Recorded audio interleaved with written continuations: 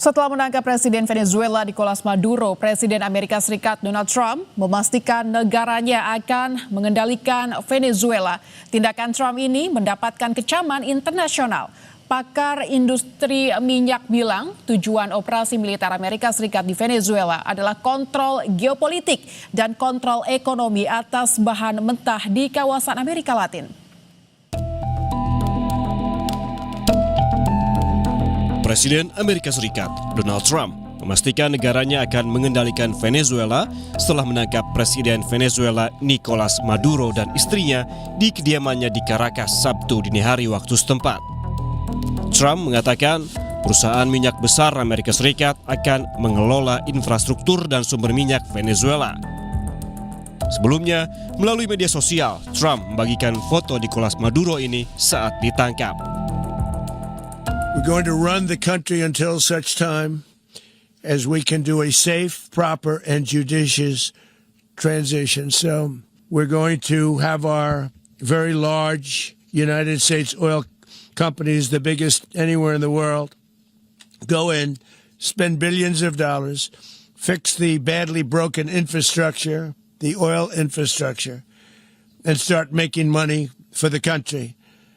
And we are ready to stage a second and much larger attack if we need to do so. Langkah Trump ini mendapatkan kecaman internasional. Para ahli memperingatkan bahwa langkah menentang hukum internasional ini berisiko menggoyahkan seluruh kawasan Amerika Latin. Salah satunya datang dari Presiden dan pendiri Schiller Institute, Jerman. Ia bilang Venezuela adalah negara berdaulat dan Maduro adalah presidennya yang terpilih secara demokratis. Also man will einen Regimewechsel in Venezuela erzeugen und das hätte katastrophale Konsequenzen. Also ganz Lateinamerika könnte wirklich destabilisiert werden. Also das ist eine sehr, sehr gefährliche Lage, aber ich denke, genau wie die anderen regionalen Konflikte werden sie nicht auf regionaler Ebene allein zu lösen sein. Sementara itu, Menteri Pertahanan Venezuela Vladimir Padrino Lopez memperingatkan negara-negara lain untuk waspada atas serangan Amerika Serikat. Menurutnya, serangan Amerika Serikat jadi ancaman serius terhadap tatanan global. Hal itu disampaikan Lopez merespons serangan Amerika Serikat dan penangkapan Presiden Venezuela Nicolas Maduro dan istrinya. Lopez menegaskan langkah Amerika Serikat telah mengguncang warga dan masa depan Venezuela. Lopez meminta warga Venezuela untuk tidak jatuh ke dalam perangkap perang psikologis, ancaman, dan ketakutan yang ingin ditimbulkan oleh pihak lain. Que el mundo ponga sus bardas en remojo. Porque esto representa severamente una amenaza contra el orden global. Si hoy fue contra Venezuela, mañana puede ser contra cualquier Estado, contra cualquier país. Llamo al pueblo de Venezuela a la paz, al orden, a no caer en las tentaciones de la guerra psicológica, de la amenaza, del miedo que nos quieren imponer. Llamo al pueblo de Venezuela a que retome sus actividades económicas, laborales, de todo tipo, educativas en los próximos días. Di sisi lain, Menteri Luar Negeri Amerika Serikat Marco Rubio mengatakan AS berharap ada perubahan di Venezuela pasca penangkapan Nicolas Maduro. Namun, tidak secara langsung menyebut siapa kini yang menjalani pemerintahan Venezuela. Dalam wawancara dengan sebuah stasiun televisi, Rubio juga menegaskan bahwa langkah pemerintah Amerika Serikat di Venezuela tak perlu izin Kongres.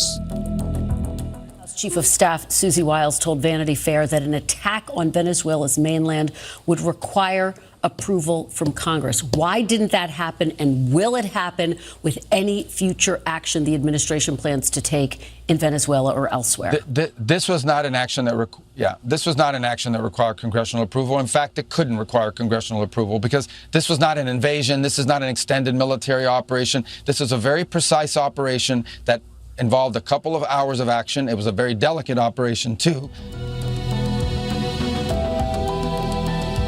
Venezuela merupakan salah satu negara yang memiliki cadangan minyak terbesar di dunia, diperkirakan mencapai 300 miliar barel yang mencakup sekitar 17% dari total global. Jauh lebih besar daripada cadangan AS yang sebesar 81 miliar barel.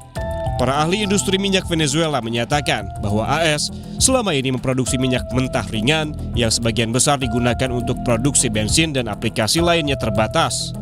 Namun, Venezuela memiliki minyak mentah berat yang tidak dimiliki AS sehingga sangat melengkapi pasar Amerika Serikat. Cuando a diferencia del producto liviano, que se producen gases condensados y más derivados livianos. Entonces, el petróleo pesado compensa las necesidades mundiales del tipo de derivado que nosotros tenemos. Ramiro juga bilang sebagian besar kilang minyak AS dibangun dengan standar untuk mengolah minyak Venezuela, sehingga penggunaan minyak mentah Venezuela lebih efisien daripada pengolahan minyak domestik. Dengan demikian, tujuan operasi militer Amerika Serikat di Venezuela adalah kontrol geopolitik dan kontrol ekonomi atas bahan mentah di kawasan Amerika Latin. Selama ini, kebijakan pemerintah Maduro telah menentang kepentingan Amerika Serikat. Maduro menganjurkan penguatan nasionalisasi sumber daya energi dan mempertahankan sikap anti-AS, menentang campur tangan dan tekanan eksternal. Hal ini menyulitkan Amerika Serikat untuk secara langsung mengendalikan ladang minyak Venezuela, menentukan produksi dan tujuan ekspor atau memasukkan minyak Venezuela ke dalam cadangan energi yang dapat dikendalikan. Sebelumnya, pasukan militer Amerika Serikat menyerang fasilitas militer di Venezuela pada Sabtu dini hari waktu setempat. Rentetan deru ledakan tersebut terlihat dari ibu kota Venezuela. Pasca penangkapan Maduro, Gedung Putih membagikan sejumlah foto menunjukkan Presiden AS Trump memantau langsung serangan ke Venezuela.